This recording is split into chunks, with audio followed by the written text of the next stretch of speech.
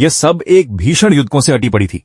उस नरसंहार के केंद्र में एक आदमी ने खून की एक गाढ़ी बौछार उगलते हुए खांसी की, उस वार से लड़खड़ाते हुए जो उसके जीवन का अंत होना चाहिए था। नाइटली ऑर्डर की पवित्र तलवार ने उसे ठीक निशान गहाने पर भेद दिया थी। यह देखकर सैनिक खुशी से चिल्ला उठे। उनकी आवाजों में उन लोगों की राहत थी जिन्होंने आखिरकार अपने सबसे भयानक दुस्वप्न पर विजय पाली थी। मिट्टी पर खून से लथपथ पड़ा वह आदमी पूरे महाद्वीप में सीमैन के नाम से जाना जाता था। जैसे जैसे उसका जीवन समाप्त होने लगा, उस महान जादूगर को एहसास हो गया कि उसका समय आखिरकार खत्म हो चुका है। यह युद्ध पूरे 10 लंबे वर्षों तक चला था और उसकी पूरे देश के हर कोन फैल चुकी। उसने इस अंतिम हमले से बचने के लिए अपनी सारी रक्षा शक्तियां मजबूत करने की कोशिश की थी, लेकिन अंत में उसके सारे जादू असफल हो गए।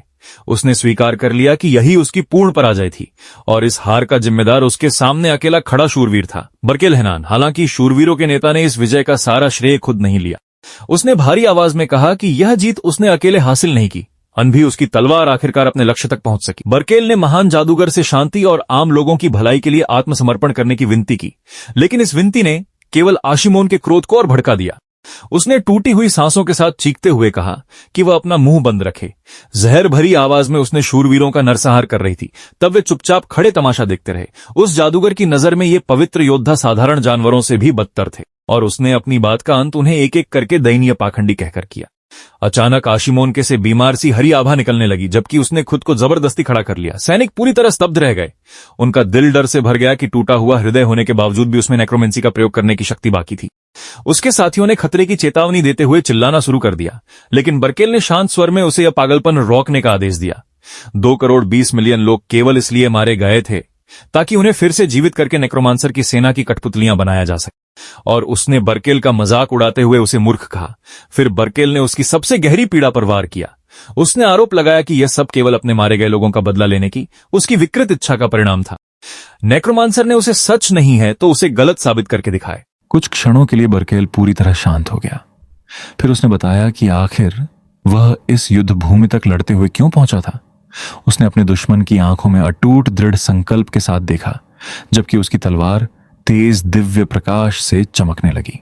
उसने घोषणा की कि उसने जो कुछ भी किया, जो भी खून बहाया, वह सब आने वाले बच्चों के भविष्य के लिए था। उसी क्षणिक अवसर का लाभ उठाते हुए आशिमोन ने रहस्यमयी नक्काशी और धड़कते हुए रुणों से अंकित एक नई तलवार को मजबूती से पकड़ लिया और अपने जल्लाद के लिए अंतिम ताना फुसफुसाया। अपने ही जीवन रक्त में पूरी तरह भीगा होने के बावजूद, जबकि आशिमोन की आंखें एक अजीब और रहस्यमयी शक्ति से चमक उठीं। अपनी तलवार ऊंची उठाकर उसने दुनिया के विरुद्ध प्रतिशोध का अंतिम कार्य करने की तैयारी की। चकाचौंध कर देने वाले प्रकाश का एक विस्फोट पूरे युद्ध क्षेत्र को निगल गया और जैसे ही धूल बैठी, सैनिक जयकार करने लगे, ये विश्वास करते हुए कि उनका शत्रु अंततः गिर चुका था। जमीन पर टूटा हुआ पड़ा जादूगर अपनी ही गर्दन टूटने की भयावह आवाज सुन रहा था। जैसे जैसे विजय की आवाजें दूर होती गईं, उसकी चेतना धीरे धीरे उससे दूर खिसकने लगी। उसकी आंखें धीरे धीरे बंद होने लगीं और उसने अपने ऊपर खड़े किसी व्यक्ति की धुंधली परछाई देखी। और इस प्रकार वह 10 वर्षों तक चला युद्ध, जिसने पूरे महाद्वीप को तबाह कर दिया था, अंततः समाप्त हो गया और एक भीषण तूफानी रात में स्थित एक विशाल और भव्य हवेली दिखाई दी। अंदर 2 नौकरानियां उत्साह से भरी हुई थीं। उन्होंने पहली बार युवा स्वामी के होठों को हिलते हुए देखा था। गर्माहट और अपरिचित वातावरण से भ्रमित जादूगर सोचने लगा कि आखिर यह सब क्या हो रहा है। वह क्लीन्स नाम के एक शिशु के रूप में पुनर्जन्म ले चुका था और उसे न तो यह पता था कि वह कहां है और न ही ये कि वह यहां कैसे पहुंचा। नौकरानियों में से एक ने उसे एक डचेस का चित्र दिखाया और बताया कि वही उसकी मां है। जब वह उसे बोलने के लिए प्रोत्साहित करने लगी तो उसने महसूस किया कि उसका छोटा सा शिशु शरीर पूरी ताकत लगाकर कठोर हो गया है। एक असाधारण संघर्ष के साथ उस छोटे लड़के ने शब्द निकालने की कोशिश की। नौकरानियां हैरान रह गईं। उसी क्षण बिजली की एक चमक ने आकाश को चीर दिया और अपने प्रचंड सफेद प्रकाश से अंधेरी रात को रोशन कर दिया, जिसने पूरी हवेली को अपनी रोशनी में निगल लिया। देखते ही देखते 15 वर्ष बीत गए और अब हवेली के बगीचे का फव्वारा गर्म दोपहर की धूप में शानदार चमक रहा था। पास ही युवा महिलाओं का एक समूह खड़ा था, जिनके चेहरों पर सच्चे आश्चर्य और सांसें थाम देने वाली प्रशंसा का मिश्रण दिखाई दे रहा था। एक युवा पुरुष विशाल जागीर के बीचों बीच शांतिपूर्वक चल रहा था। उसके कदम स्थिर और गरिमापूर्ण थे। लड़कियां आपस में फुसफुसाने लगीं, उसके आकर्षक चेहरे और लहराते बालों से पूरी तरह मोहित होकर। तभी उसका पूरा रूप सामने आया, बर्फ जैसा सफेद बालों वाला एक अत्यंत सुंदर युवक। उसका रूप इतना परिपूर्ण था मानो स्वयं देवताओं ने उसे तराश कर बनाया हो। युवतियां आहें भरते हुए कहने लगीं कि युवा स्वामी क्लीन्स कितना अद्भुत रूप से सुंदर हो गया है। उनमें से एक ने जोर से यह भी सोचा कि आखिर वह ऐसी दिव्य सुंदरता पाने के लिए क्या खाता होगा। वे सोचने लगीं कि किसी व्यक्ति को इतना अलौकिक दिखने के लिए कौन सा दिव्य अमृत पीना पड़ता होगा। उनकी कल्पनाएं तब टूट गईं जब एक आदमी भारी बाल्टी उठाए बगीचे में क्लीन्स के पास पहुंचा। बिना किसी चेतावनी के उसने लड़के पर पवित्र जल उड़ेल दिया और चिल्लाने लगा कि जिस दुष्ट आत्मा ने इस गैरिसन शुरू से ही इस बात पर विश्वास करता था कि युवा क्लीन्स के साथ कुछ बहुत गड़बड़। अपने पास खड़ी तीनों लड़कियों की ओर उंगली उठाई और दावा किया कि वे पहले ही उस लड़के के अंधकारमय प्रभाव में आ चुकी हैं। पूरी तरह भीगा हुआ और बिल्कुल प्रभावित न होते हुए क्लीन्स ने पूछा कि क्या पादरी इस अंतहीन शुद्धिकरण अनुष्ठान से कभी नहीं थकता। गैरिसन अपनी बात पर और अड़ गया। उसने जोर देकर कहा कि महान जादूगर आशमोन की आत्मा इसी लड़के के भीतर निवास करती है। यहां तक कि जब क्लीन्स ने यह कहकर इनकार किया कि वह कोई नेक्रोमांसर नहीं है, तब भी पादरी ने उसके ठंडे चेहरे की एक झलक देखते ही उस पर पवित्र जल की एक और बाल्टी उड़ेल दी। क्लीन्स बड़बड़ाया कि क्या यह पादरी सचमुच पागल है। उसने धीरे से उसे मनोरोगी कहा। गैरिसन ने यह अपमान सुन लिया और तुरंत अपने आदमियों को आदेश दिया कि लड़के को पकड़कर घसीट ले जाएं। उसने घोषणा की कि उसे सबक सिखाने के लिए उबलते पानी से स्नान कराया जाएगा। तब उस युवक ने अपने मरने वाले दिन को याद किया। उसे अपना मृत्युदंड साफ साफ याद था और उसके बाद एक शिशु के शरीर में जागने का वह झटका भी, क्योंकि उसके पहले शब्द एक अंधकारमय नेक्रोमांटिक मंत्र थे। उसे जन्म से ही दानव घोषित कर दिया गया था। उसी असहाय अवस्था वाली मुलाकात पवित्र आदेश के पादरी गैरिसन से हुई। क्लीन्स को याद आया कि उस आदमी की विशाल परछाई उसके ऊपर मंडरा रही थी। वही मुलाकात उसके जीवन के अगले 15 वर्षों की पूर्ण यातना की शुरुआत बनी, जो उसे जबरदस्ती बर्फ जैसे ठंडे लहसुन वाले पानी से नहलाया जाता था और शुद्धिकरण अग्नि प्रदर्शन में उसे सबके सामने एक क्रॉस से बांध दिया जाता था। पवित्र अनुष ने कल्पना की जा सकने वाली हर प्रकार की यातना सही थी। अब 15 वर्ष बाद वह में पूरी घृणा से भरे चेहरे के साथ बैठा था। उसकी निजी दासी एरॉन पूरे मन से प्रार्थना कर रही थी कि वह एक नायक की विरासत का अनुसरण करे, लेकिन क्लीन्स ऐसा दिख रहा था मानो वह वहां से कहीं भी और होना पसंद करेगा। धार्मिक माहौल से अपना धैर्य के दूसरी ओर फेंक दी। एरॉन का दिल टूट गया। उसने शिकायत की कि उसने वह टोपी अपने हाथों और पूरे दिल से बनाई थी। उसे दुखी करने का अचानक अपराधबोध महसूस करते हुए क्लीन्स उसे उठाने के लिए बढ़ा और माफी मांगी, लेकिन उसकी सहानुभूति उसी क्षण गायब हो गई। जब एरॉन ने बताया कि वास्तव में वह टोपी पादरी गैरिसन ने बनाई थी, क्लीन्स वहीं ठिठक गया। उसका चेहरा शुद्ध भय और गहरी घृणा से विकृत हो गया। गैरिसन उसके पीछे प्रकट हुआ और ऊंची आवाज में उसका नाम पुकारा। पादरी भावुक होकर लगभग रोने लगा। वह इस बात से प्रभावित था कि लड़के ने कथित सप्ताह तक वह टोपी बिना उतारे पहनी थी। जवाब में क्लीन्स ने टोपी उठाई और मुस्कुराते हुए उसने घोषणा की कि वह ऐसा कूड़ा फिर कभी नहीं पहनेगा। गैरिसन गुस्से से फट पड़ा और चिल्लाया कि आशिमोन की दुष्ट आत्मा ने आखिरकार अपना असली रूप दिखा दिया है। लेकिन यह तीखी बहस अचानक समाप्त पहुंचे। उनकी उपस्थिति ने एक ही पल में पूरे बगीचे के भारी तनाव को बदल दिया। कमांडर डनल आगे बढ़े और तनाव को चीरती हुई आवाज में बोले कि लड़के के आशिमोन का पुनर्जन्म होने की अफवाहें एक दशक से भी अधिक समय से फैल रही हैं। उन्होंने पादरी को याद दिलाया कि इसने आधिकारिक रूप से घोषणा कर दी थी कि इस बच्चे में कुछ भी असामान्य नहीं है। यह सुनते ही गैरिसन ने तुरंत क्लीन्स को छोड़ दिया और कमांडर के प्रति सम्मानपूर्वक सिर हिलाकर सहमति जताई। फर्श से उठते हुए लड़के ने महसूस किया कि जहां पादरी उसकी बातों को अनदेखा कर देता, वहीं डनल की बात वह बिना किसी झिझक के मान लेता था। यह एक कठोर एहसास था। पादरी केवल एक कट्टरपंथी नहीं था, जो राजनीति का खेल पूरी तरह समझता था। जब वह धर्मगुरु हॉल से बाहर जाने लगा तो उसने रुककर आखिरी बार पीछे मुड़कर देखा और चेतावनी दी कि भविष्य में कभी भी कुछ भी हो सकता है। यह अशुभ बात कहकर उसने सबको विदा कहा, लेकिन फिर अचानक अपना सिर वापस और मुस्कुराते हुए क्लीन्स को याद दिलाया कि उनका अगला शुद्धिकरण अनुष्ठान आने वाले शुक्रवार को निर्धारित है। क्लीन्स उसे हाथ हिलाते हुए देखता रहा। उसका खून मौन क्रोध से खौल रहा था और उसने दांत भींचते हुए बड़बड़ाया। अकेले रह जाने पर उस युवक ने अपनी मुट्ठी पूरे जोर से सोफे पर दे मारी। उसकी निराशा मझ ही नहीं पा रहा था कि कोई आदमी एक बच्चे को व्यवस्थित रूप से यातनाएं देकर भी एक पवित्र धर्मगुरु के रूप में सम्मानित कैसे हो सकता है। एरिन सावधानी से एक तौलिया लेकर उसके पास आई और आपाज में वह प्रश्न पूछा जो वर्षों से उसे परेशान कर रहा था। क्या वह सचमुच अब महान जादूगर नहीं रहा? क्लीन्स ने अपने पूरे अस्तित्व से इसका इनकार किया और उस नाम को फिर कभी सुनना नहीं चाहता, लेकिन भीतर ही भीतर उसके विचार रहस्यों के तूफान से भरे हुए थे। वह जानता था कि वह किसी भी व्यक्ति को सच्चाई नहीं बता सकता। अपने पुनर्जन्म से उसका जीवन हरा पिंजरा बन गया था। उन अफवाहों के कारण हर समय उसकी निगरानी की जाती थी, यहां तक कि उसे 7 लंबे और पीड़ादायक वर्षों तक एक मठ में कैद भी रखा गया था। विषय बदलने की कोशिश करते हुए लड़के ने एग्जीक्यूटर के बारे में पूछा और जानना चाहा कि क्या यह कोई उच्च पद है। उसके पास खड़े व्यक्ति ने गंभीर स्वर में समझाया कि उपाधि उस आदेश के सबसे शाली व्यक्ति को दी जाती है, पूरे आदेश का सबसे शक्तिशाली योद्धा। यह तथ्य वास्तव में क्लींस को चौंका गया। कहा जाता था कि लगभग कोई भी एग्जीक्यूटर का सामना नहीं कर सकता था। इसका एकमात्र अपवाद था केंस के ड्यूक का अपना कुलीन परिवार। अपने रक्तवंश की उत्साह में ताली बजानी शुरू कर दी। उसने जिज्ञासा से पूछा कि उनके परिवार के इतिहास में सबसे शक्तिशाली ड्यूक किसे माना जाता है।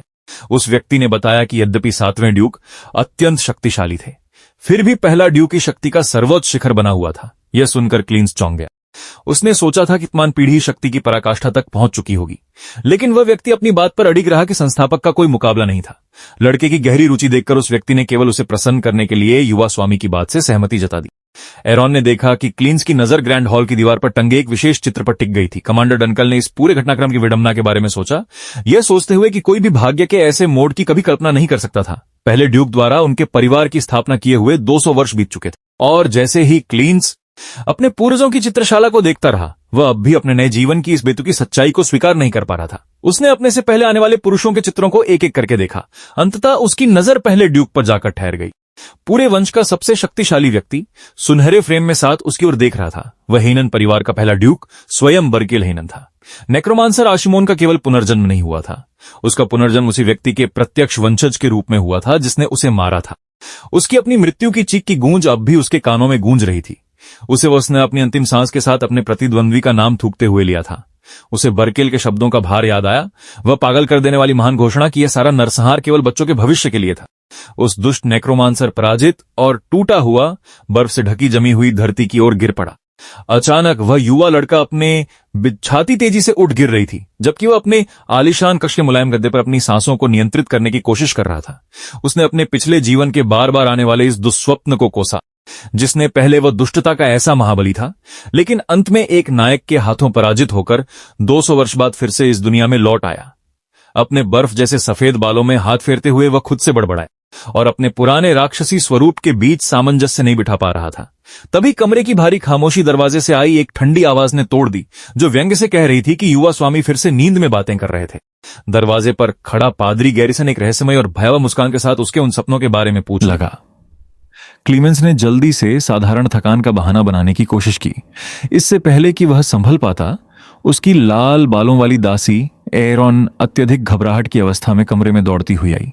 उसने कहा कि उसने उसकी नींद में कही गई अंधकारमय बातें सुन ली थीं और फिर उसकी खलनायक जैसी बड़बड़ाहट की नकल करने लगी। घबराकर क्लिंट उसे चुप कराने के लिए उसकी ओर झपटा और विनती करने लगा कि वह अपनी जुबान बंद रखे। जब वे आंगन की ओर बढ़ने लगे तो क्लींस मन ही मन अपनी शब्दावली की हर गाली उस पादरी के लिए दोहराने लगा। पूरी तरह आश्वस्त होकर कि वह आदमी एक सनकी पागल है, उसने सेवकों से तलवार समारोह के बारे में पूछा। बटलर ने समझाया कि स्वयं ड्यूक ने क्लीमेंस की समारोह में उपस्थिति का व्यक्तिगत आदेश दिया था। अपने पिता की इस अचानक रुचि से वह आश्चर्यचकित हो गया। उसने एक युवा दासी द्वारा बढ़ाया गया रुमाल ले लिया। मूंछों वाले बटलर ने लड़की को स्वामी को परेशान करने के लिए डांटा, लेकिन क्लींस ने बीच में आकर उसका बचाव किया और उसे एक बिस्कुट दे दिया, जिससे वह खुशी से भर उठी। विशाल जागीर की ओर देखते हुए वह यह समझने की कोशिश करने लगा कि उसके पिता ने उसे क्यों बुलाया है। तभी बटलर ने दूसरी बात भी बता दी। परिवार की द्वितीय शाखा के रिश्तेदार मिलने आए हुए थे। यह सुनते ही क्लींस का चेहरा तुरंत उतर गया। वह अच्छी तरह जानता था कि उसके सामने किस प्रकार का परेशान करने वाला राजनीतिक नाटक होने वाला है। जैसे ही वह हॉल में दाखिल हुआ, कुलीन रिश्तेदार उसकी ओर टूट पड़े। उनकी आंखें द्वेष से चमक उठीं। उन्होंने जानबूझकर उस प्राचीन खलनायक का नाम लेकर उसका मजाक उड़ाना शुरू कर दिया, केवल यह देखने के लिए कि क्या वह तिलमिला उठेगा। वे आपस में हंसने लगे। वे ऊंची आवाज में सबको याद दिलाने लगे कि वह दानव बच्चा 7 दुखद वर्षों तक एक मठ में सड़ता रहा था। क्लींस उन्हें ठंडी और गणनात्मक नजरों से देखता रहा। उसने उत्तरी शाखा के उस पेटू रिश्तेदार को पहचान लिया, जो स्पष्ट रूप से केवल मुफ्त में पेट भरने के लिए आया था। फिर उसकी नजर एक सुनहरे बालों वाली लड़की पर गई, जिसकी मुद्रा असहनीय घमंड से भरी हुई थी। वह भी पारिवारिक शाखा की एक और रिश्तेदार थी, जो मानो इस पारिवारिक सभा को अपमानों के युद्ध क्षेत्र में बदलने के लिए तैयार बैठी थी। पश्चिमी शाखा की वह लड़की ठंडी श्रेष्ठता के भाव के साथ खड़ी रही। उसकी आंखें कमरे में मौजूद हर व्यक्ति को ऐसे देख रही थीं, मानो वे उससे बहुत नीचे हों। उन तुच्छ उकसावों और चुपते अपमानों को पूरी तरह अनदेखा करते हुए मुख्य उत्तराधिकारी सीधे उनके पास से निकल गया और उन्हें क्रोध से जलता हुआ छोड़ दिया। अंततः एक चचेरे भाई का धैर्य टूट गया। उसका चेहरा गुस्से से लाल हो गया और उसने ऊंची आवाज में पूछा कि क्या वह कूड़े का टुकड़ा सचमुच अपने ही घर में उन्हें अनदेखा करने का इरादा रखता है। वह घमंडी कुलीन लगातार चिल्लाता रहा, लेकिन पूर्व महान जादूगर को यह सब लगभग हास्यास्पद लगा। बर्फ जैसी ठंडी नजर के साथ क्लींस ने सपाट स्वर में कहा कि वह ऐसे लोगों के नाम याद रखने की भी जहमत नहीं उठाता। मन ही मन उसने हल्की घृणा के साथ सोचा कि मुख्य परिवार वास्तव में पतन की ओर बढ़ चुका है। यदि ये नए उभरते लोग इन दीवारों के भीतर इतनी खुली बेअदबी दिखाने का साहस कर रहे थे। तभी अचानक भीड़ का ध्यान अखाड़े की ओर गया, जहां बैंगनी बालों वाला एक युवा तलवारबाज अपने प्रतिद्वंद्वी पर तेजी से झपट पड़ा। बैंगनी बालों वाला युवक अपनी घबराहट और बेचैनी को अपने प्रतिद्वंद्वी पर एक हताश वार में उड़ेल रहा था, लेकिन दबाव उसके लिए बहुत ज्यादा था। वह पलटवार के सामने टिक नहीं पाया और हार कर पीछे की ओर गिर पड़ा। अपमान से तिलमिलाते हुए बैंगनी बालों वाले लड़के ने अपने प्रतिद्वंद्वी से कहा कि वह हिचकिचाना बंद करे और पूरी ताकत से उससे लड़े। उसके ऊपर खड़े सुनहरे बालों वाले लड़के ने उसके बाद आने वाले तेज हमलों की बौछार को बिना किसी कठिनाई के सहजता से रोक दिया। उसके होठों पर आत्मविश्वास और शांति भरी मुस्कान थी और उसने घोषणा की, यह मुकाबला पहले ही समाप्त हो चुका था। वह था विलक्षण प्रतिभा का धनी डेलन रेनलैंड, क्लींस का बड़ा सौतेला भाई, जिसकी श्रेष्ठता का आभा मंडल ही यह स्पष्ट कर देता था कि परिवार के प्रतिष्ठित नाम को वही आगे बढ़ा रहा था। क्लींस ने इस पूरे मुकाबले को ध्यान से देखा। उसकी आंखें हल्की रहस्यमयी बैंगनी चमक से दमकने लगीं, क्योंकि उसने उनकी क्षमताओं का विश्लेषण करने के लिए अपनी जादुई दृष्टि सक्रिय कर दी थी। हताशा से प्रेरित होकर उसका प्रतिद्वंद्वी फिर से हमला करने के लिए आगे बढ़ा और कसम खाई कि इस बार सब कुछ अलग होगा। डेलन बिजली की गति से आगे बढ़ा। उसकी तलवार एक धुंधली रेखा जैसी दिखाई देने लगी, जबकि उसका प्रतिद्वंद्वी हर कीमत पर जवाबी हमला करने की कोशिश कर रहा था। डेलन पूरी तरह नियंत्रण में रहा। वह सहजता से हर वार के बीच से निकल गया और नीचे की ओर आते एक प्रहार को बड़ी आसानी से टाल दिया। अचानक डेलन का पूरा शरीर सुनहरी ऊर्जा से घिर गया। उसकी गति मानव आंखों की सीमा से परे पहुंच गई, क्योंकि वह अपनी विशेष तकनीक का प्रयोग एक ही पल में डेलन ने विस्फोटक प्रहार किया। प्रसिद्ध मेटियोर स्वॉर्ड तकनीक और अपने प्रतिद्वंद्वी को ठीक बीचों बीच आघात पहुंचाया। निर्णायक ने तुरंत मुकाबला रोक दिया और डेलन को विजेता घोषित कर दिया। जब अतिथि इतनी उच्च स्तरीय तकनीक के प्रदर्शन पर आश्चर्य से आपस में फुसफुसाने लगे, तब क्लीमेंस समझ गया कि यह प्रदर्शन वास्तव में द्वितीय शाखा के परिवारों के लिए एक सोची समझी चेतावनी था। तभी जेलन ने अपने छोटे भाई को देखा और व्यंग्य भरी मुस्कान के साथ उसके पास आया। उसने पूछा कि क्या वह काफी देर से यह सब देख रहा था, और मजाक करते हुए कहा कि यदि उसे पता होता कि क्लींस दर्शकों में मौजूद, तो वह और भी ज्यादा मेहनत करता। अपने भाई की पूर्ण तलवारबाजी और उसकी झूठी दयालुता के मुखौटे को देखकर प्राचीन खलनायक के मन में सच्ची घृणा की लहर दौड़ गई। साथ ही वह यह भी सोचने लगा कि आखिर परिवार की सभी शाखाओं को एकत्र करने के पीछे असली उद्देश्य क्या था। कमांडर डनले ने भी कहा कि इतनी कम उम्र में डेलन की तलवार पर पकड़ वास्तव में असाधारण थी। हमेशा की तरह अभिनय करते हुए सुनहरे बालों वाले युवक ने झूठी विनम्रता से सिर झुका लिया और कहा कि उसे अभी भी बहुत कुछ सीखना बाकी है। जब परिवार के मुखिया वहां से आगे बढ़े, उपस्थित सभी अतिथियों को चौंकाते हुए परिवार के मुखिया ने हाथ बढ़ाकर चांदी जैसे बालों वाले लड़के के सिर को छुआ और ठंडे स्वर में घोषणा की कि उसे उसके भीतर माना कि एक भी चिंगारी महसूस नहीं हुई। क्लींस ने जादू के बिना कोई कुलीन व्यक्ति लगभग मृत समान माना जाता था। तभी कमांडर डनल ने उसका बचाव किया। उन्होंने सुझाव दिया कि मठ में वर्षों तक अकेले रहने के कारण उसका विकास रुक गया होगा, लेकिन तब तक बहुत देर हो चुकी थी।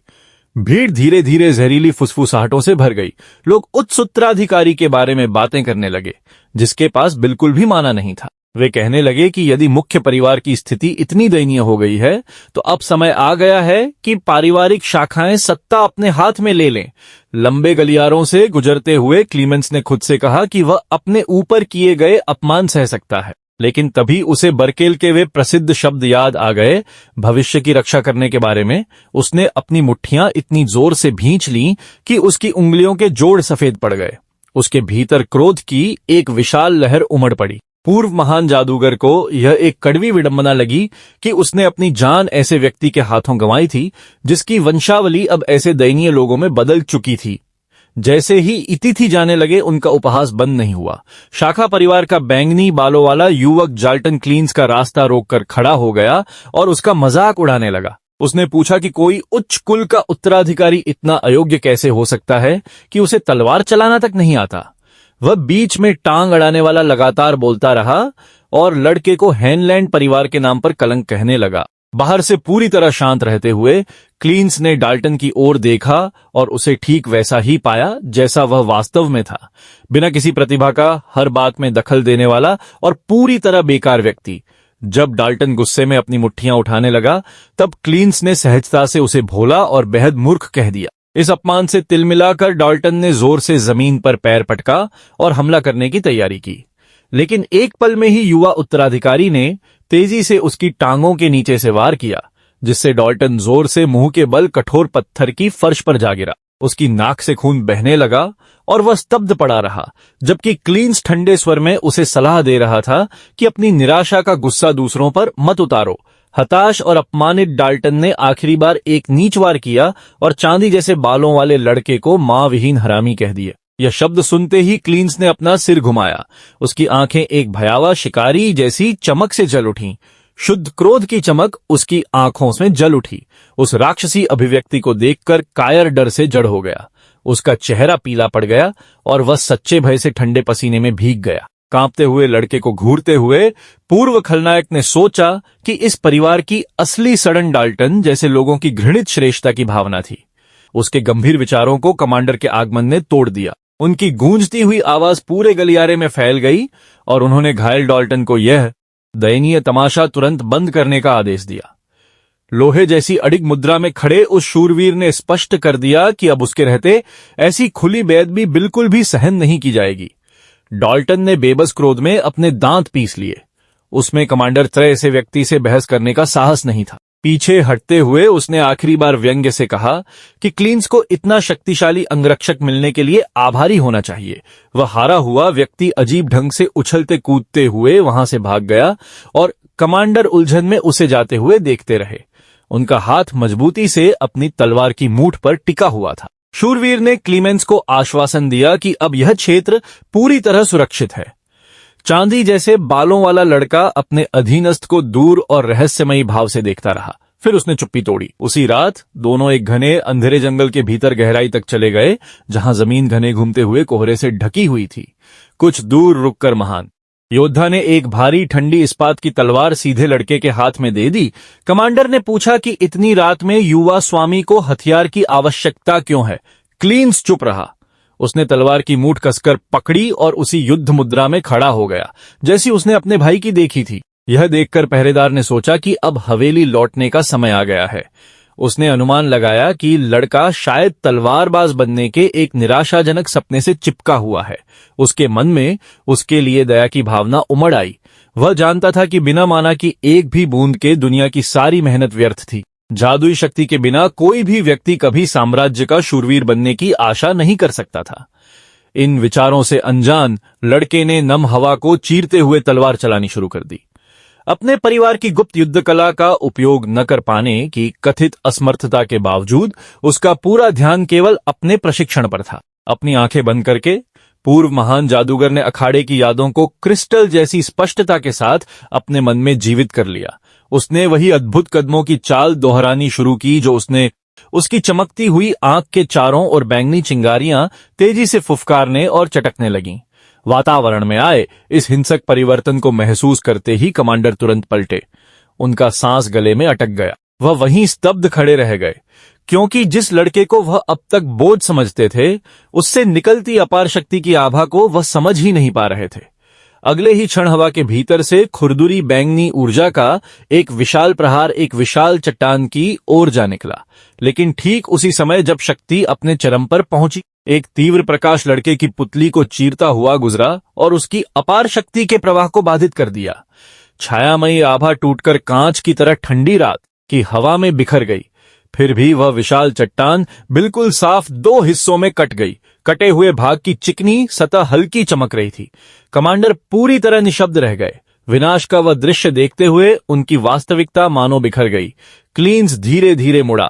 उसकी पकड़ तलवार पर अब भी दृढ़ और स्थिर थी। उसके होठों पर आश्चर्य से भरी हल्की मुस्कान उभर आई, क्योंकि उसे एहसास हो गया था कि वह प्राचीन शक्ति जिस पर कभी उसका अधिकार था। दृश्य अचानक अगली सुबह पर बदल गया। युवा उत्तराधिकारी का सिर पानी से भरी एक बाल्टी के भीतर डूबा हुआ था।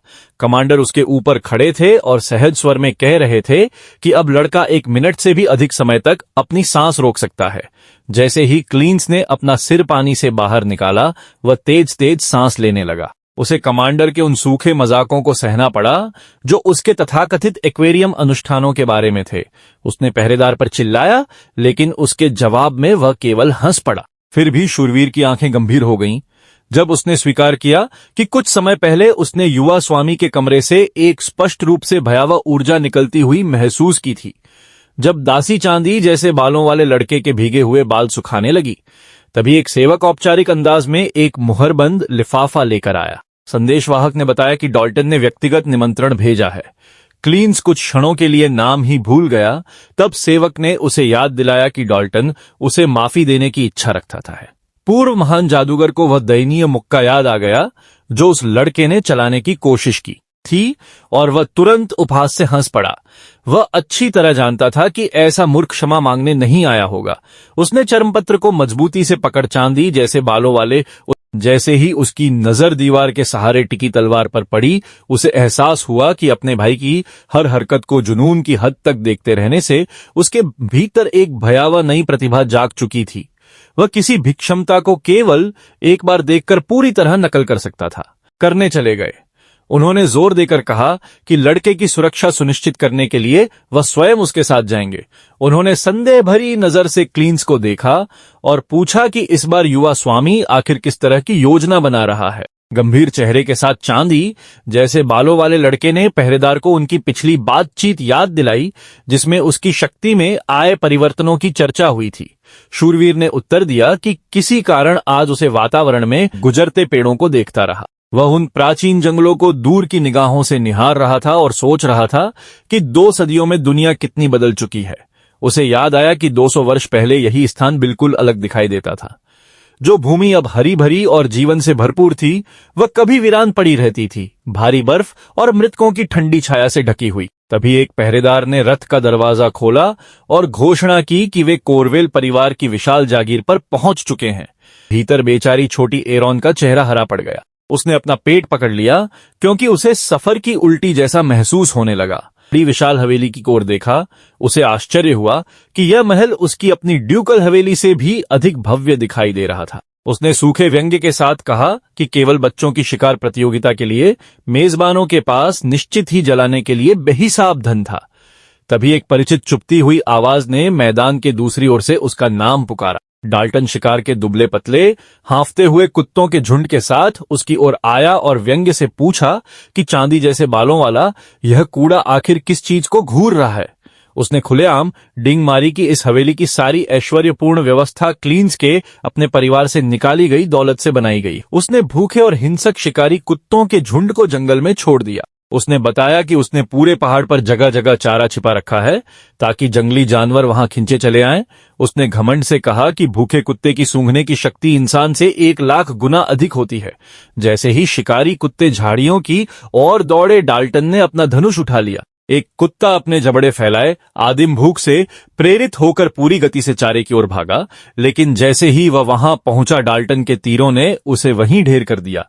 वह दर्द से चीख उठा, जबकि डाल्टन अपनी विकृत सफलता पर हंसने लगा।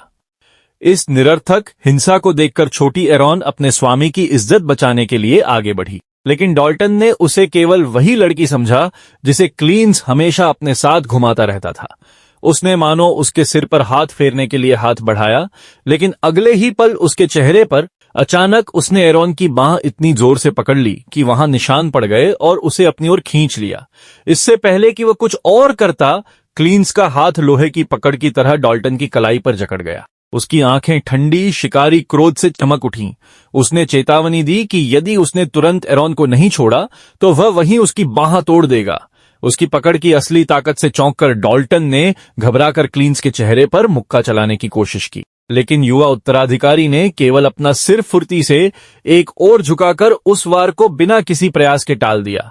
अपने डर को छिपाने के लिए व्यंग्यपूर्ण मुस्कान के साथ डाल्टन अपने घोड़े पर चढ़ गया और क्लींस को शिकार के केंद्र तक उसका पीछा करने की चुनौती दी। क्लींस भी अपने घोड़े पर सवार हुआ और कमांडर को पीछे रुककर एरॉन की रक्षा करने का आदेश दिया। उसने वादा किया कि वह जल्द ही लौट आएगा। उन्होंने अपनी कमर में बंधी एक जादुई स्क्रॉल दिखाई और बताया कि यह एक संकेत देने वाला मंत्र है जो केवल इसे फाड़ने से सक्रिय हो जाता है। यह एक दुर्लभ वस्तु थी जिसे चलाने के लिए माना की आवश्यकता नहीं थी। इससे वह किसी भी क्षण लड़के की सहायता के लिए पहुंच सकते थे।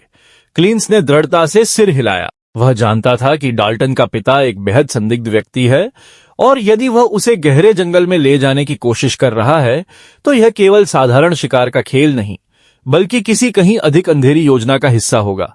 स्थिति अब निर्णायक मोड़ पर पहुंच चुकी थी। अपने घोड़े को आगे बढ़ाने से पहले क्लींस ने कमांडर की ओर ऐसी गंभीर नजर से देखा जिसमें किसी साधारण किशोर से कहीं अधिक परिपक्वता और भार था। उसने कहा कि यदि स्थिति बिगड़ जाए तो बिना देर किए स्क्रॉल फाड़ देना। उसने शूरवीर को विश्वास दिलाया कि यदि ऐसा हुआ तो उसके हाथों से एक महान तूफान उठेगा। यह रहस्यमय वादा कमांडर को मौन कर गया। वह चुपचाप देखते रहे जबकि युवा स्वामी पेड़ों की परछाइयों में गुम हो गया। समय धीरे धीरे बीतता गया और रात ने पूरे जंगल को अपनी चादर में ढक लिया। उलझी हुई शाखाओं और चांदनी से भरा वह जंगल अब एक भूल भुलैया जैसा बन चुका था। अंधेरे में गहराई तक घोड़ा दौड़ाते हुए पूर्व महान जादूगर ने सोचा कि उसका प्रतिद्वंद्वी बहुत दूर तक नहीं छिपा होगा। आखिरकार वह एक खुले मैदान में पहुंचा और वहां उसने डाल्टन को उसका इंतजार करते हुए पाया। उसके पीछे एक भयानक नरसंहार का दृश्य फैला हुआ था।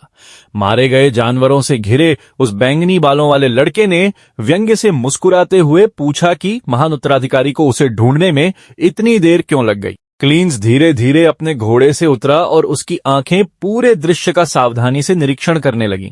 वह दृश्य विचित्र और भयावह था। शिकार के कुत्तों के निर्जीव शरीर डाल्टन के चारों ओर किसी भयानक सजावट की तरह बिखरे पड़े थे और उनका खून काली धरती को रंग रहा था। डाल्टन अपनी आंखों में पागलपन भरी चमक लिए खड़ा हुआ और घोषणा की कि वे आखिरकार अपनी प्रतियोगिता के भव्य अंतिम चरण तक पहुंच चुके हैं। अपनी तलवार निकालते हुए दुश्मन ने अपने असली इरादे प्रकट कर दिए। क्लींस स्वयं इस शिकार का अंतिम शिकार था। उसने धमकी दी कि वह लड़के को मार डालेगा और उसकी दुखद दुर्घटना की खबर उसकी बड़ी बहन के लिए एक ट्रॉफी की तरह पहुंचाएगा। दुष्ट मुस्कान के साथ उसने अपने साथियों को संकेत दिया। अचानक अंधेरे से भूतों की तरह नकाबपोश लोग निकल आए। उनके धनुष तने हुए थे और सीधे सफेद बालों वाले लड़के पर निशाना साधे हुए थे। उन्होंने उसे उसके दुर्भाग्य के लिए कोसा और कहा कि वह बस गलत समय पर गलत परिवार में पैदा हुआ था। चांदी जैसे बालों वाला लड़का बिल्कुल स्थिर खड़ा रहा और उस घात को बर्फ जैसी उदासीनता के साथ देखता रहा। डाल्टन डींगे मारता रहा। उसने दावा किया कि कल तक पूरा महाद्वीप महान तलवारबाज परिवार के पतन की चर्चा करेगा और युवा स्वामी जंगल के मुर्दाखोर जानवरों के लिए केवल कुछ मांस के टुकड़े बनकर रह जाएगा। इस निश्चित मृत्यु का सामना करते हुए क्लींस का मन फिर से बरकेल के उन परेशान करने वाले महान शब्दों की ओर चला गया, भविष्य की रक्षा करना। उसके होठों पर एक हल्की उपहासपूर्ण मुस्कान उभरी जिसने केवल डाल्टन को और अधिक चिढ़ा दिया तथा भ्रमित कर दिया। फिर सबकी दहशत के बीच लड़का हंसने लगा। उसकी गहरी उन्मादी हंसी पूरे जंगल में गूंज उठी और उसकी छोटी सी देह के लिए वह आवाज बहुत अधिक प्राचीन लग रही थी। डाल्टन पीछे हट गया और पूछा कि क्या वह चांदी जैसे बालों वाला सनकी आखिरकार पागल हो गया है। क्लिंट ने अपना हाथ चेहरे पर रख लिया क्योंकि वह इस स्थिति की दयनीय विडंबना पर अपनी हंसी रोक ही नहीं पा रहा था। जब उसने फिर से ऊपर देखा तो उसकी आंखें अब इंसानों जैसी नहीं थीं। वे भयानक रक्त लाल प्रकाश से चमक रही थीं। उसने डाल्टन को एक बदतमीज लड़का कहा। उसकी आवाज अब एक नए अधिकार से भरी हुई थी। बैंगनी बालों वाला लड़का वहीं जम गया। उसके चेहरे से पसीना बहने लगा क्योंकि उसके भीतर आदिम भय ने जड़ें जमा ली थीं। क्लींस की आवाज ठंडी हो गई। उसने उन्हें याद दिलाया कि यह परिवार उसकी अपनी मृत्यु की नींव पर खड़ा किया गया था और वह ऐसे कीड़ों को इसे अपवित्र करने की अनुमति कभी नहीं देगा। उसके शरीर से हिंसक छायामयी नीली आभा फूट पड़ी जिसने उनके पैरों के नीचे की धरती तक को हिला दिया। डाल्टन चीख उठा। उसे लगा कि यह कोई छिपा हुआ जादू है। लेकिन क्लींस ने दुष्ट मुस्कान के साथ उसे सुधारा। यह जादू नहीं था, यह शुद्ध दानवीय ऊर्जा थी, प्राचीन नेक्रोमांसर का वास्तविक सार। उसके गुर्गे घबरा गए, उनके हथियार कांपने लगे और वे भय से फुसफुसाने लगे कि आखिर उन्होंने किस प्रकार के राक्षस को घेर लिया है। अपनी ही अंधकारमय शक्ति के सहारे जमीन से ऊपर हवा में लटका हुआ क्लींस इतिहास के शून्य में पहुंचा और प्राचीन दफनाई हुई दुष्ट आत्माओं को एक बार फिर अपने नाम पर उठने और कार्य करने के लिए बुलाने लगा। अंधकारमय ऊर्जा मुड़ने और लिपटने लगी, जबकि पूर्व महान जादूगर ने अपनी रचनाओं को अपने सामने दिखाई देने वाली हर चीज को निगल जाने का आदेश दिया। छायाओं की गहराइयों से एक विशालकाय कंकाल उभरकर सामने आया। उसका ऊंचा शरीर पूरे युद्ध क्षेत्र पर छा गया। क्लींस ने उस प्राणी को आदेश दिया कि वह अपने सामने खड़े हर व्यक्ति को निगल जाए। डाल्टन भयभीत होकर चीख उठा। वह अपनी आंखों पर विश्वास नहीं कर पा रहा था, क्योंकि उसने आशिमोन, प्राचीन दानव राजा की कथाओं में वर्णित उस भयानक मरे हुओं की सेना को पहचान लिया था। रीढ़ जमा देने वाली शिकारी मुस्कान के साथ नायक ने अपने शत्रुओं की ओर उंगली उठा दी और उसी क्षण उनकी नियति तय हो गई। अचानक उसकी स्मृतियां लौट आईं। उसे याद आया कि कभी उसने सोचा था कि वह अपने पुराने स्वरूप को भूल चुका है, लेकिन उसने 200 लंबे और पीड़ादायक वर्ष अकेले बिताए थे। हड्डियों और खोपड़ियों के पहाड़ के बीच वह एक अनंत चक्र था, जहां हर दिन पूर्ण अंधकार में बीतता था और वह केवल मृतकों की लगातार गूंजती पुकार को महसूस कर सकता था, जो अथाह गहराई से उसे बुलाती रहती थी। वही प्रतिध्वनि एक ऐसी याद थी जिससे वह कभी भी सचमुच मुक्त नहीं हो सकता था। वही उसकी इंद्रियों का वह सहारा था जो उसे उसकी वास्तविक पहचान की याद दिलाता था। वर्तमान में लौटते ही वातावरण भारी और घना हो गया। विशाल काले बादलों ने आकाश में चांदनी को पूरी तरह निगल लिया। जान चीखता रहा कि यह असंभव है और भय से कांपते हुए महान जादूगर का निषिद्ध नाम दोहराने लगा। क्लींस केवल मुस्कुराया और पुष्टि की कि हाँ, यही वह नाम था जिससे कभी पूरी दुनिया कांपती थी। शुरू में उसके गुर्गे डर से जमे रहे, लेकिन फिर वे आपस में फुसफुसाने लगे। वे सोचने लगे कि कहीं दानव राजा की सारी कहानियां केवल मिथक तो नहीं थीं। वे उस विशाल कंकाल को अपनी जगह पर अटल खड़ा देख रहे थे। उसकी खाली आंखों की कोठरियां भीषण रक्त लाल प्रकाश से जल उठीं, जिसने अंधेरे को चीर दिया। लेकिन जल्द ही भाड़े के सैनिकों का साहस लौट आया और वे उपहासपूर्ण हंसी में फूट पड़े। उन्होंने कंकालों को कूड़ा कहा और घमंड से बताया कि वे पहले भी ऐसे सैकड़ों मरे हुए प्राणियों को नष्ट कर चुके हैं। एक भाड़े के सैनिक ने तो मजाक में कहा कि वह एक हड्डी स्मृति चिन्ह के रूप में घर ले जाएगा, जबकि उनका नेता चिल्लाकर आदेश देने लगा कि रास्ता साफ करो और तूफान के बीच खड़े उस लड़के को खत्म कर दो। तभी एक आदमी आगे बढ़ा और एक विशाल और भारी क्रॉसबो उठाकर सीधे चांदी जैसे बालों वाले युवक पर तान दिया। आग का आदेश मिलते ही तीरों और बोल्टों की वर्षा सीटी बजाती हुई अंधेरे आकाश को चीरती हुई नायक और उसकी मरे हुओं की सेना की ओर बढ़ी। वे घातक वेग से उनके पास पहुंचने लगे और क्लींस की आंखों में उनका प्रतिबिंब चमक उठा, जैसे वे उसके शरीर को भेदने ही वाले हों। लेकिन ठीक उसी क्षण जब पहला तीर उसे लगना चाहिए था, पूरा हमला हवा में ही रुक गया, मानो किसी अदृश्य और अभेद्य दीवार से टकरा गया हो। डाल्टन विजय के उत्साह में चिल्ला उठा। उसे विश्वास था कि तीरों की वर्षा ने उस लड़के को छलनी कर दिया होगा, लेकिन उसकी खुशी अधिक देर तक नहीं टिक सकी। जैसे ही धूल छंटी, उसने भय से देखा कि क्लींस पूरी तरह सुरक्षित खड़ा था। विशाल भूतिया ढालें जादुई रूप से कंकालों के सामने प्रकट हो गई थीं और उन्होंने हर एक तीर को रोक लिया था। मरे हुओं की सेना बिना हिले डुले वैसी ही खड़ी रही। हड्डियों और जादू की वह मौन दीवार अब शिकारी को ही शिकार बनाने के लिए तैयार थी। अब वे कंकाल भारी ढालों से सुसज्जित होकर हर अगले हमले को निष्फल करने के लिए तैयार खड़े थे। क्लींस ने अपने शत्रुओं की ओर दया और तिरस्कार के मिश्रण वाली नजर से देखा। उसने धीरे से कहा कि 200 वर्ष बहुत लंबा समय होता है, इतना लंबा कि दुनिया उसकी सेनाओं के वास्तविक आतंक को ही भूल जाए। गुर्गे पूरी तरह घबरा गए। उनकी आंखें फटी रह गईं, क्योंकि उन्होंने देखा कि राक्षसी कंकालों के हड्डी वाले हाथों में ढालें मानो हवा से प्रकट हो रही थीं। क्लींस ने शांत लेकिन भयावह स्वर में समझाया कि साधारण कंकाल भले ही कमजोर होते हों, लेकिन उसके कंकाल बिल्कुल अलग स्तर के बने हुए थे। फिर उसके होठों पर आत्मविश्वास से भरी उस तरह जैसी तीखी मुस्कान उभर आई। उसने घोषणा की कि उसके मरे हुए योद्धा उन सभी चीजों से बिल्कुल अलग थे जिनका उन्होंने पहले कभी सामना किया था।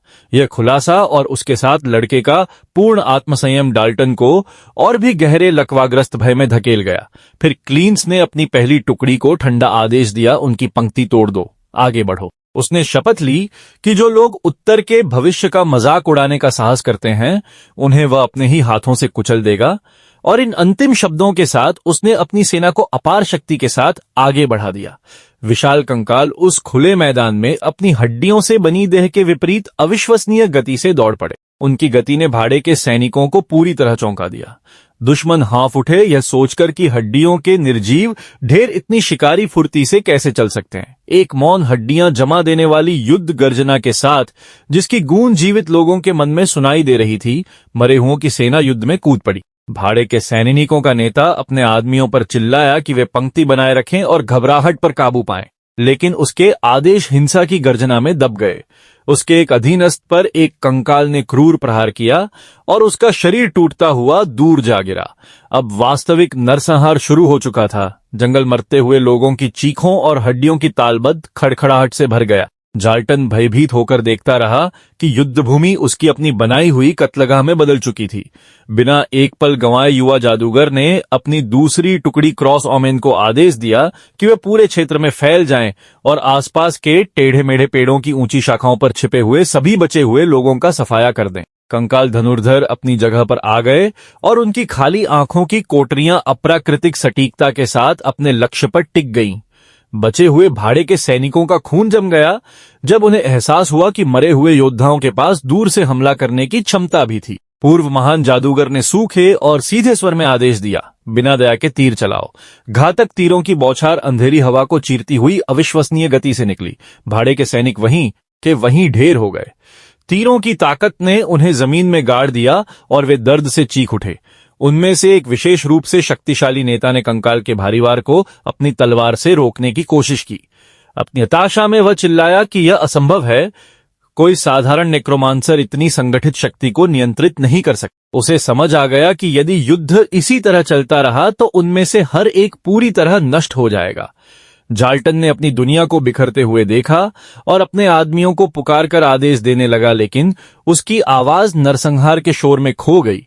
तभी एक कंकाल चुपके से उसके पीछे पहुंचा और अपनी दांतेदार तलवार घातक वार के लिए उठा ली। घबराहट और क्रोध में गुर्राते हुए बैंगनी बालों वाला कुलीन पलटा और एक सटीक तथा शक्तिशाली वार से उस प्राणी का सिर धड़ से अलग कर दिया।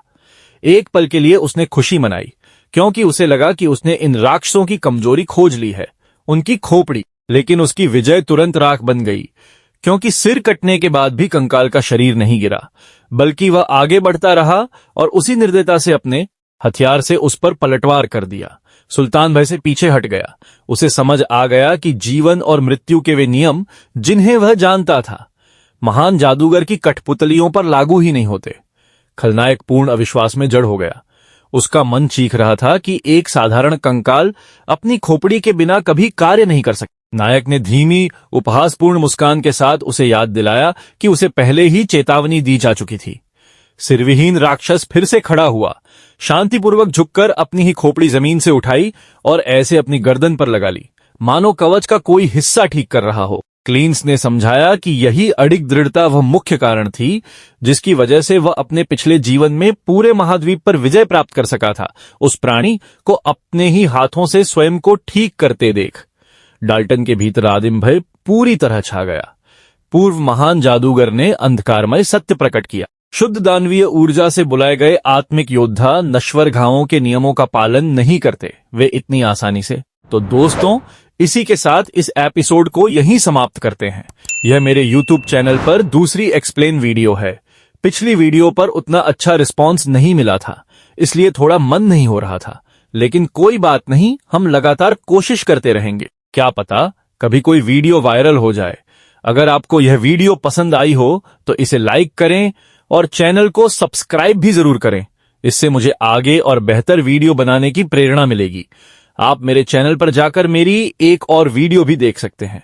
मुझे उम्मीद है कि वह भी आपको पसंद आएगी। अगर आपको मेरी एडिटिंग या वीडियो में कहीं कोई कमी लगे तो कृपया कमेंट करके जरूर बताइए।